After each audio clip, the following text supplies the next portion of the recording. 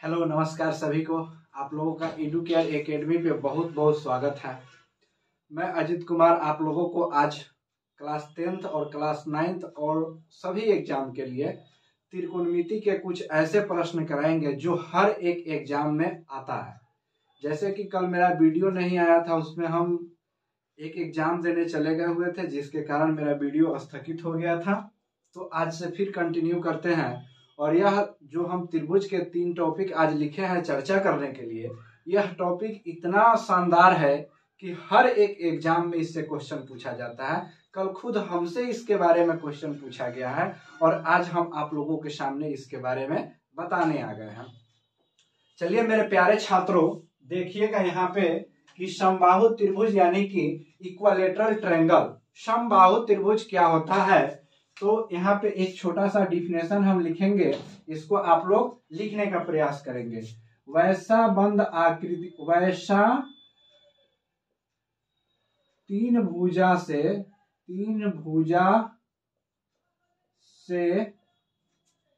घिरा बंद आकृति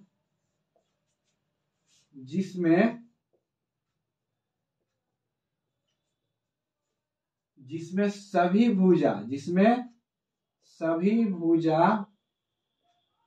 यानी कि साइड, भुजा के मतलब साइड, इंग्लिश मीडियम वालों ध्यान दीजिएगा, साइड, और जिसमें सभी भुजा यानी कि ऑल साइड आर इक्वल, यानी कि सभी भुजा का मान जो होता है ना वह बराबर हो तो उसे क्या कहते हैं, उसे समबाहु त्रिभुज यानी कि इक्विलेटरल ट्रायंगल बोलते हैं। तो समबाहु त्रिभुज एक बना लेंगे हम लिखने के अनुसार। मान लीजिए यहाँ पे समबाहु त्रिभुज हम बना लिए।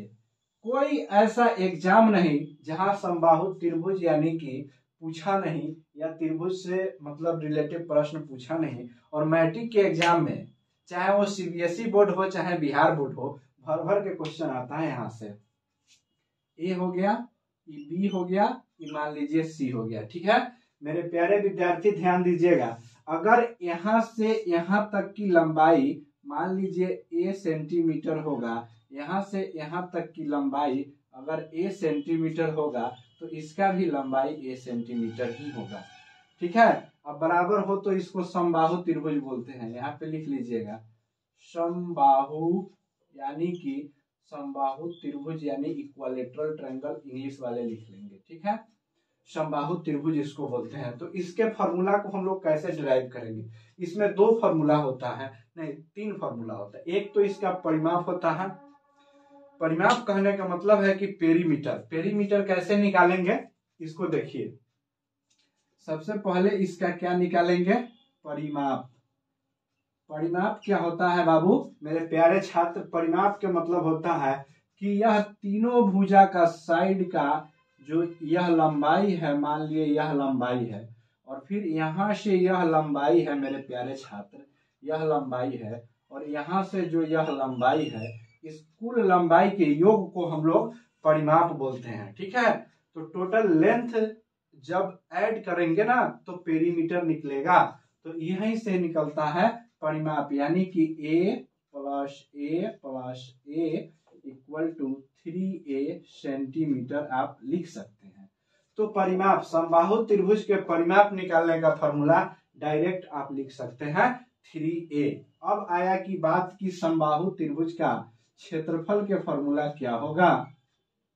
क्षेत्रफल, इंग्लिश मीडियम वाले ध्यान दीजिएगा, क्षेत्रफल को ही एरिया बोलते हैं। ठीक, एरिया। तो एरिया क्या होता है मेरे प्यारे लाडलो, एरिया क्या होता है इस चीज को जिक्र कीजिए आप लोग कि एरिया क्या होता है। तो एरिया जितने पेरीमीटर के द्वारा घेरा हुआ क्षेत्र है, घेरा हुआ क्षेत्र है, यानी कि ये सब वाला पार्ट जो है ये क्षेत्रफल में कवर होता है। ठीक है, ये वाला जितना भी पार्ट है ये किस में कवर होता है, क्षेत्रफल में कवर होता है। तो क्षेत्रफल निकालने का इसका फॉर्मूला है √3/4 इंटू भुजा स्क्वायर। भुजा स्क्वायर। अब कहिएगा कि अंग्रेजी मीडियम वाला प्रसादी नहीं दीजिएगा, तो ये लिखिए √3/4 इंटू a स्क्वायर इसी को तो हम समबाहु त्रिभुज का यानी इक्वालेटरल ट्रायंगल का एरिया निकालने का फॉर्मूला होता है √3/4 इंटू ए स्क्वायर। यह भुजा निकालना होता है। तो कहिएगा कि आप एग्जाम देने गए थे तो आपसे कौन क्वेश्चन पूछा था, तो देखिए हमसे कौन क्वेश्चन पूछा था। अब यहाँ पे लिखना है समबाहु त्रिभुज। हम चित्र बना के समझा देते हैं। समबाहु त्रिभुज के ऊंचाई यानी कि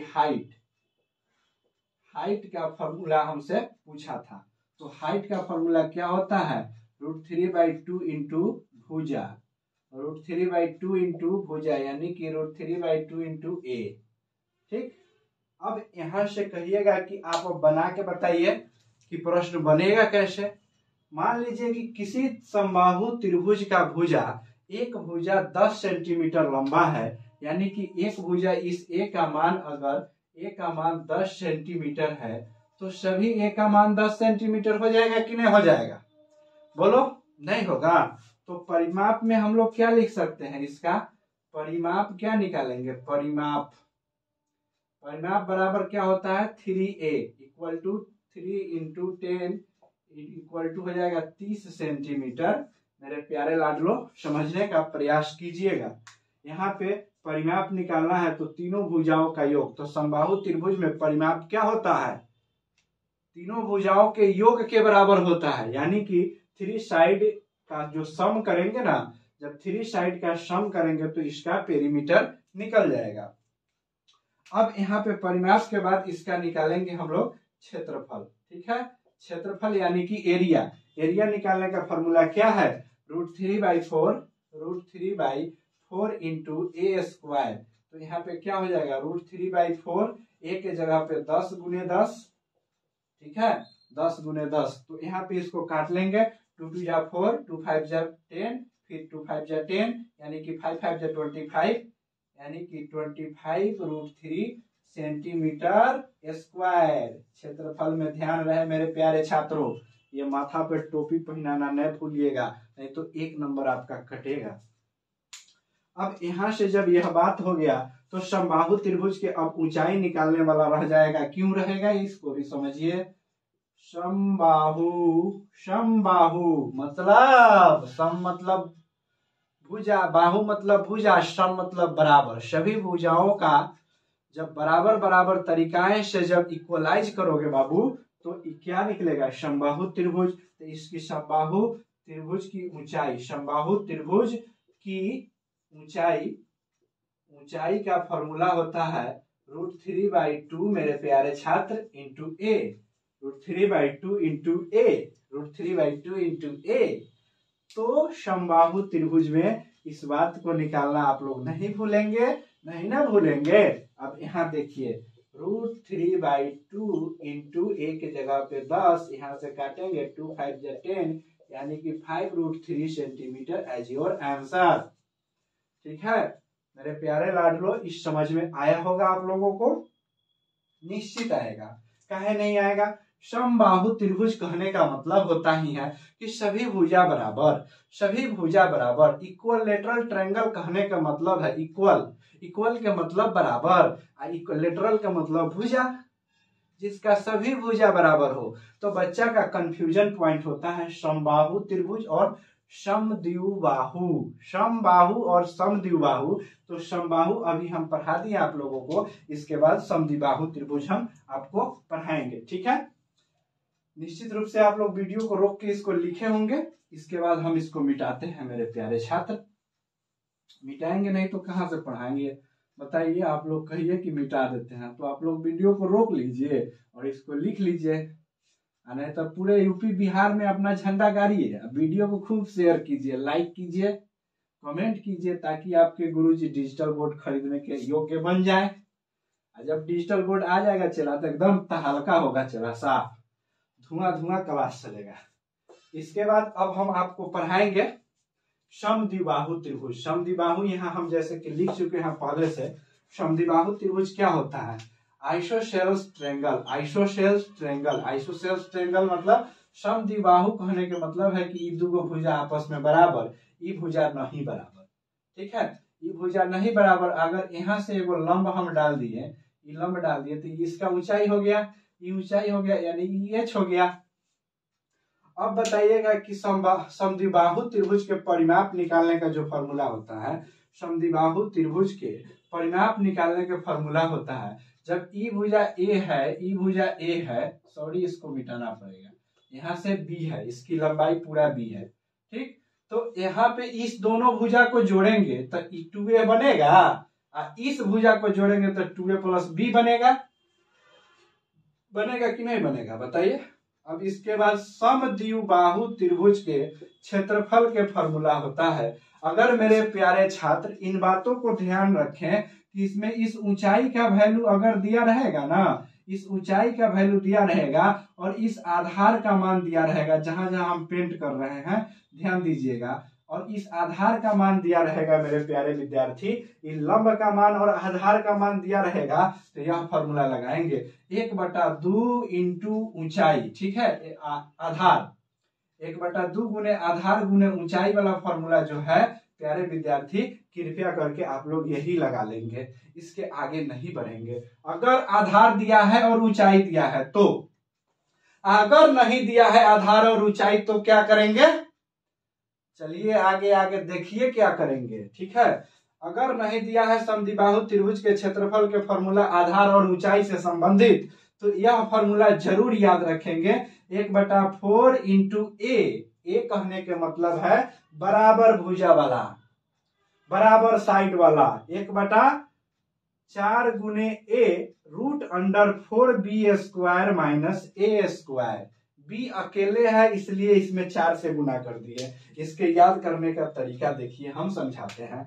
1/4 यानी कि ए दूगो है, ए दूगो है, ओकरा दुनू के दू भाग में औरो बांट दिए, दू भाई है तो क्या हो गया, दुनू के अलगे अलगे कर दिए तो 1/4 ए हो गया, 1/4 ए हो गया, 1/4 ए हो गया, ठीक है। √4b² काहे कि अकेले है, चला ये दोनों बरियारका भाई से ही छोटका अकेले लड़ रहा है, ये चचेरा भाई है, ये अकेले लड़ रहा है, दोनों अपन भाई है, एक से अकेले लड़ रहा है।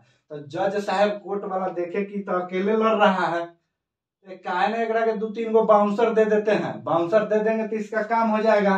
तो ये बाउंसर मिला है एकरा 4b²। कहे रे ये तू बड़ी तेज बने छे, अभी तोरा से हो गेलो बर, तू आप घट एकरा में से घट, ये ना घटा है 1/4 इंटू ए √4b² माइनस a²। तो यह क्षेत्रफल निकालने का फॉर्मूला हो गया समद्विबाहु त्रिभुज का।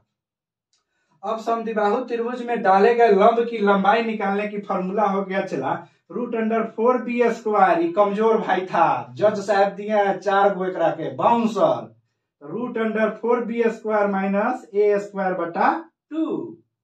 चलिए यह बात हो गया। अब आइए चला विषमबाहु त्रिभुज, ये फॉर्मूला रामबाण है, हीरो के सूत्र बोलते हैं इसको। विषमबाहु त्रिभुज वैसा त्रिभुज होता है जिसका कोई भुजा बराबर नहीं होता है, सब भुजा का मान अलगे अलगे, ठीक है। तो यहाँ से विषमबाहु त्रिभुज यानी स्केलन ट्रायंगल का परिमाप होता है तीनों भुजाओं का योग a + b + c, ठीक है, a + b + c इसका परिमाप निकालने का फॉर्मूला है। अर्ध परिमाप भी इसमें निकालते हैं। आइए हम विषमबाहु त्रिभुज के खेला के बारे में बताते हैं कि इसका खेला क्या होता है। चला, विषमबाहु त्रिभुज का मतलब होता है कि सब भाई अलग अलग, ठीक है। विषम कहने का मतलब है विषम बाहु त्रिभुज, यानी कि अंग्रेजी में इसका नाम होता है स्केलन ट्रायंगल, स्केलन ट्रायंगल, ठीक है। स्केलन ट्रायंगल के मतलब होता है चला सभी भुजा अलग अलग।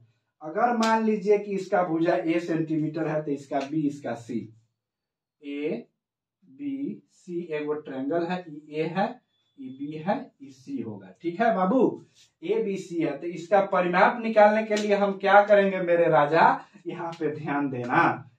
इसके परिमाप को निकालने के लिए हम लोग क्या करेंगे, परिमाप बराबर क्या होगा, a + b + c हो जाएगा। इसका अर्ध परिमाप सेमी पेरीमीटर, अर्ध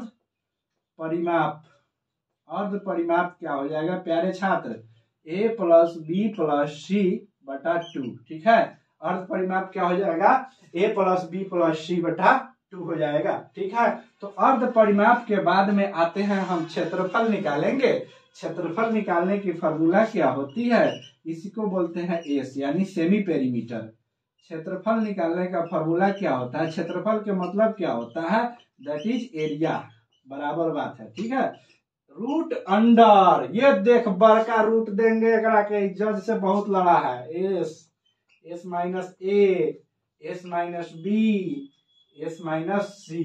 ठीक है, चला अब ई फॉर्मूला के कहिएगा कि कहाँ उपयोग है, हम बताते हैं। अगर आप भविष्य में इस सारी फॉर्मूलाएं भोर पर आ गए होंगे, आपको भूल गए, कुछ नहीं याद है, चला जब कुछ नहीं याद है तो देखिएगा कि 3 गो भुजा के अगर मान दिया हुआ है, आंख मूंद के चुपचाप ही फॉर्मूला याद रखिएगा। परिमाप बराबर a plus B plus C, और परिमाप a plus B plus C बटा 2। क्षेत्रफल निकालने के formula root under S into छोटका कोष्ट एस माइनस ए, फिर कोष्ट बंद, फिर छोटका कोष्ट एस माइनस बी, फिर कोष्ट बंद, अब फिर क्या कीजिएगा एस माइनस सी और कोष्ट बंद कर दीजिएगा, तो यह आपका फॉर्मूला आ जाएगा। यह सभी त्रिभुज में लागू होता है, बशर्ते कि उसके तीनों साइड का मान दिया रहे। चला अब आते हैं चला राइट एंगल ट्रायंगल के बारे में। अब कौन वाला त्रिभुज को बता देते हैं जो वेरी वेरी इंपॉर्टेंट है, हर एग्जाम में आते रहता है। राइट एंगल ट्रायंगल का नाम होता है ए बी सी, यानी कि बी कोण समकोण, इसका नाम है समकोण त्रिभुज। इसको क्या बोलते हैं मेरे लाडलो, समकोण त्रिभुज, समकोण त्रिभुज, यानी कि इसको अंग्रेजी में बोलते हैं right angle triangle, right angle triangle.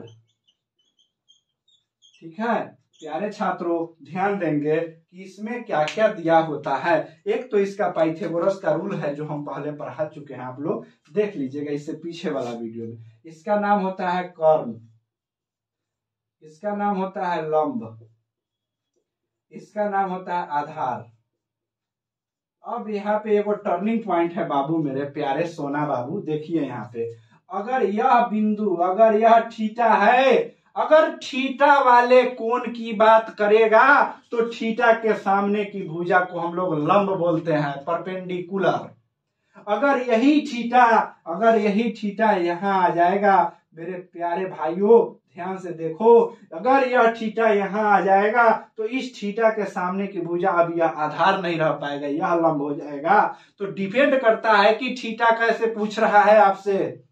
जिस प्रकार यह थीटा पूछेगा, इस थीटा के सामने का भुजा लंब होता है, तो इसका क्षेत्रफल निकालने का फॉर्मूला होता है, क्षेत्रफल निकालने का फॉर्मूला होता है 1/2 गुने आधार गुने लंब, इसमें लगता है। ठीक है, अब कहिएगा कि इसका परिमाप बताइए गुरुवर कि परिमाप कैसे होता है। तो परिमाप निकालने के लिए तीनों भुजाओं के मान को जब आप जोड़ देंगे तो इसका परिमाप निकल जाएगा। यानी कि परिमाप बराबर आप लिख सकते हैं, परिमाप बराबर लिख सकते हैं 3 नहीं, तीनों भुजाओं का योग लिख सकते हैं, तीनों भुजाओं का योग लिख सकते हैं। चला अब तीनों भुजाओं का योग हो जाएगा तो राइट एंगल ट्रायंगल का परिमाप निकल के आ जाएगा। तो यहाँ तक आप लोग समझ गए होंगे, और इससे संबंधित प्रश्न हम अगले क्लास में करा देंगे बाबू मेरे। आप लोग इतना फॉर्मूला याद कर लीजिए, लिख लीजिए। आपके 10th एग्जाम में बिहार बोर्ड के द्वारा डायरेक्ट फॉर्मूला से प्रश्न पूछा जाता है, ऑब्जेक्टिव में और सब्जेक्टिव में भी, कि फॉर्मूला को प्रूव कीजिए, सिद्ध कीजिए। तो आप लोग ध्यान से पढ़िए, अब समय नहीं बचा है मौज मस्ती करने का। चला बिहार में जो ट्रेंड चला हुआ है, घिनौना घिनौना ट्रेंड है। कोई भोजपुरी वाला गाली गलौज कर रहा है, कोई केकरो शादी कर रहा है, ब्याह कर रहा है, ऊपर लफड़ा फैला दे रहा है। अरे बिहार बोर्ड के 10th के स्टूडेंट, मेरे महान छात्र, आप लोग इस सब के चक्कर में नहीं पड़े। अगर आपके पास मोबाइल है, आप क्लास देख रहे हैं, तो इन सारी बातों के चक्कर में नहीं पड़े। किसका विवाद, किसका गाना, किसका झगड़ा, कहाँ, वह छोड़ो। तुम निकलो, पढ़ो, तुम अपना काम करो।